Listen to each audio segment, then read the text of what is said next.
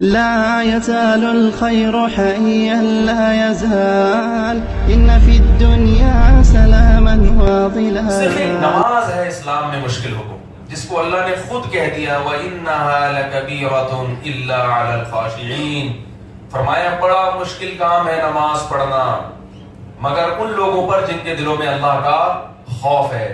الَّذِينَ يَظُنُّونَ أَنَّهُمْ مُلَاقُو رَبِّهِمْ، یہ وہ لوگ ہیں جن کو ہر وقت یہ گمان رہتا ہے کہ ایک دن اللہ سے ملاقات کا آنے والا ہے. وَأَنَّهُمْ إِلَيْهِ رَاجِعُونَ، اور ایک دن ہم اللہ کے پاس لوٹ کر جانے والے ہیں.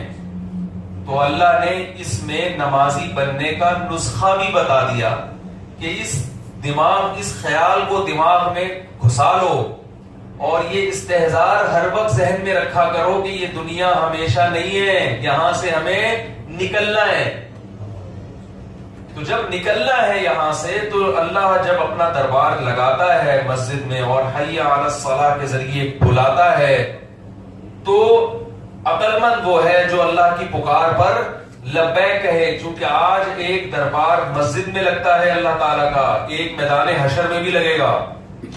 حدیث میں آتا ہے کہ جب مسجد میں نماز کا وقت ہو تو جو لوگ صف اول میں ہوتے ہیں اللہ کا جب قیامت میں دربار لگے گا تو وہی صف اول میں وہاں بھی ہوں گے،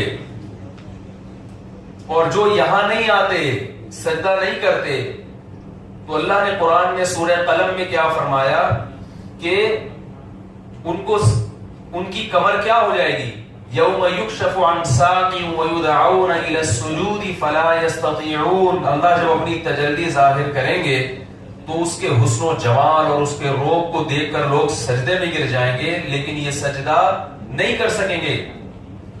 یہ وہ لوگ ہیں کہ ان کو دنیا میں سجدے کے لیے بلایا جاتا تھا وہم سالمون، اور یہ صحت مند تھے، معذور نہیں تھے، مگر پھر بھی سجدے کے لیے نہیں آتے تھے. تو بھائی یہ ہے آخرت کی کوشش. اس میں سب سے پہلی چیز کیا ہے؟ نماز. میں سمجھا پا رہا ہوں اپنی بات ہے بھائی؟ تو کیا خیال ہے، پکا عزم کرتے ہیں کہ دنیا کے لیے تو کر رہے ہیں تو تھوڑا سا آخرت کے لیے بھی تو ہونا چاہیے نا. اور نماز یاد رکھیں جماعت کی نماز ہے مسجد کی. سفر ہو، کوئی بیماری ہو، وہ ایک الگ بات ہے، لیکن جب آپ کسی جگہ پہ اسٹے کیے ہوئے ہیں، رہتے ہیں، تو وہاں جو محلے میں قریب قریب نماز ہوگی وہاں حاضری دینی پڑے گی. اس میں بھی اخبل طریقہ نکالا ہے ہم لوگوں نے. ہر آدمی اخبل طریقے سے پڑھ رہا ہے، وہ ادھر پڑھ رہا ہے، وہ ادھر پڑھ رہا ہے، وہ ادھر پڑھ رہا ہے. ایسا تھوڑی ہے بھائی، مسجد میں آ کے جماعت سے پڑھنی پڑے گی آپ. اور یہ بات خوب یاد رکھیں، ایک صاحب مجھ سے پرسوں مسئلہ پوچھ رہے تھے کہ اگر مسئلہ کاروبار میں کوئی مشغولیت ہو تو پھر نماز جماعت سے کچھ گنجائش ہے چھوڑنے کی. اللہ نے جو قرآن میں جماعت سے نماز پڑھنے والوں کی تعریف کی ہے وہ ان لوگوں کی جو کاروبار میں مشغول ہوتے ہیں.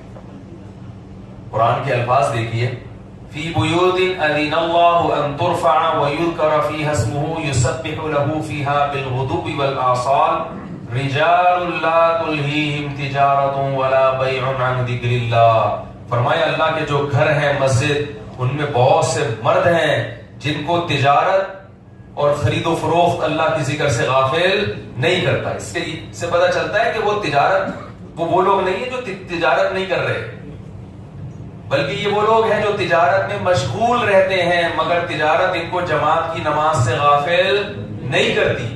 تو جماعت کا تو حکم ہے ہی، تاجروں کے لیے الگ سے نازل کیا اللہ تعالیٰ نے. لائن لگی ہوئی ہو کسٹمر کی اور آپ شٹر گرا کے بولیں چلو بھائی کہاں نکلو، اب اللہ نے بلایا وہاں جا کے نماز پڑھنی ہے، سجدہ کرنا ہے اللہ کے سامنے. تو بھائی پہلا حکم کیا ہے؟